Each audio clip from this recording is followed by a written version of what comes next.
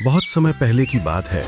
एक शांत से गांव में एक बूढ़ा किसान रहता था जिसका नाम रामू था।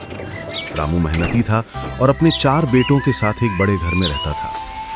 रामू की पूरी जिंदगी खेतों में काम करके परिवार के लिए अच्छी जिंदगी बनाने में बीती थी, पर अब वो बूढ़ा हो चला था और सबसे बड़ी चिंता उसे यही थी, उसके बेटों का आपसी झगड़ा। चारों बेटे जवान थे, मजबूत थे और मेहनती भी थे, पर एक चीज की उन्हें बहुत कमी थी, आपसी समझ और एकता। हर छोटी बात पर वे बहस करते, कौन खेत में जाएगा, किसका ज्यादा काम हुआ, किसने कम किया, हर बात पर तकरार होती। कभी कभी तो बात इतनी बढ़ जाती कि घर में दिन भर कोई किसी से बात तक नहीं करता। रामू ने कई बार उन्हें प्यार से समझाया, कई बार डांटा भी, पर कोई असर नहीं हुआ। उसे डर था कि उसके बाद ये भाई आपस में बंट जाएंगे और सब कुछ खो बैठेंगे। एक दिन उसने एक तरकीब सोची। अगली सुबह उसने अपने बेटों को बुलाया और कहा, आज कोई खेत में नहीं जाएगा, मैं तुमसे खेल खेलना चाहता हूं।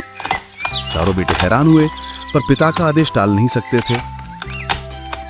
रामू घर के अंदर गया और 4 लकड़ियों की पतली पतली छड़ियां लेकर आया। उसने हर बेटे को एक एक छड़ी दी और बोला, इसे तोड़ो। चारों ने छड़ी हाथ में ली और झट से तोड़ दी। फिर रामू अंदर गया और इस बार एक मोटी रस्सी से बंधी हुई 10 लकड़ियों की एक गट्ठर लेकर आया। उसने कहा, अब इसे तोड़ो, एक एक करके कोशिश करो। पहले सबसे बड़ा बेटा आगे आया। उसने पूरा जोर लगाया पर गट्ठर नहीं टूटा।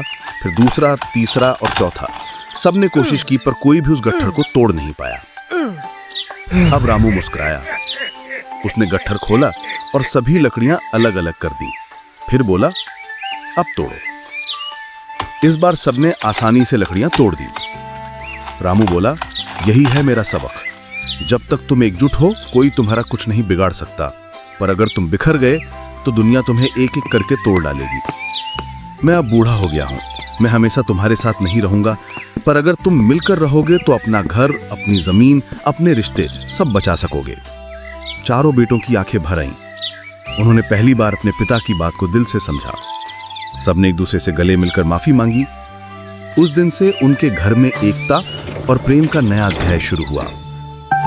एकता में अपार शक्ति होती है। जब हम साथ होते हैं तो कोई भी हमें हरा नहीं सकता।